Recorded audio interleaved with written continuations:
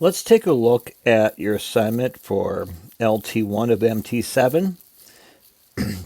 Before I forget, make sure you put your name on your assignment. Can't give you credit if you don't put your name on it.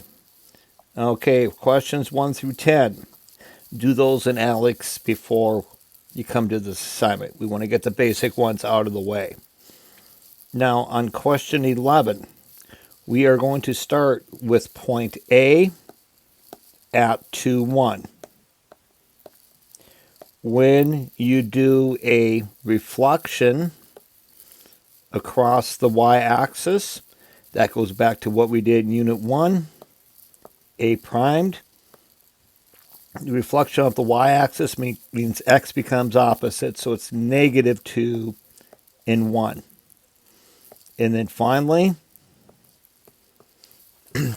we're going to do a scale factor of 2 through the origin. So we get -4 and 2. Then I want to look at the distance between -4, 2 and 2, 1. So we'll use our distance formula now. So we're going to say -4 minus 2 squared plus 2 minus 1 squared. Well, the nice thing is -4 minus 2 is -6 squared. 2 minus 1 is 1.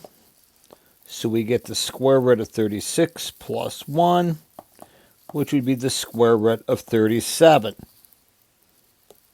Using your distance formula to do that. Let's take a look at number 12. Marley, she's going to do a composite also, but she's going to do a translation first. So A, which is at 1, 3.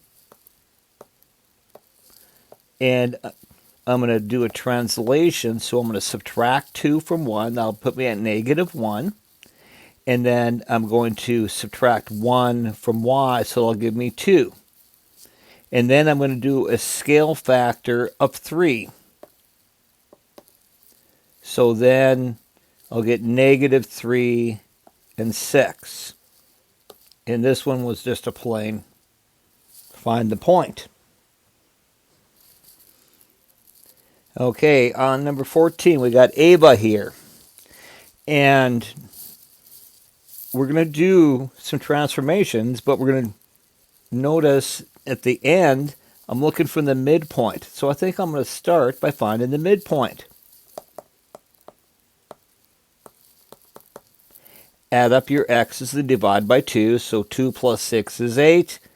Divided by 2 is 4. And then 4 plus 2 is 6. Divided by 2 is 3. And then we're going to dilate that with a scale factor of 1/2. So in other words, m primed, I'll call m from midpoint, is going to be 2 and 3/2, or 2 and 1.5.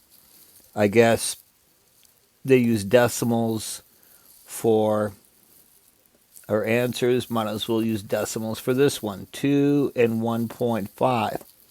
Then you're going to reflect it across the x-axis. Remember, when you reflect it across the x-axis, that makes y negative. So we're going to go 2 and -1.5.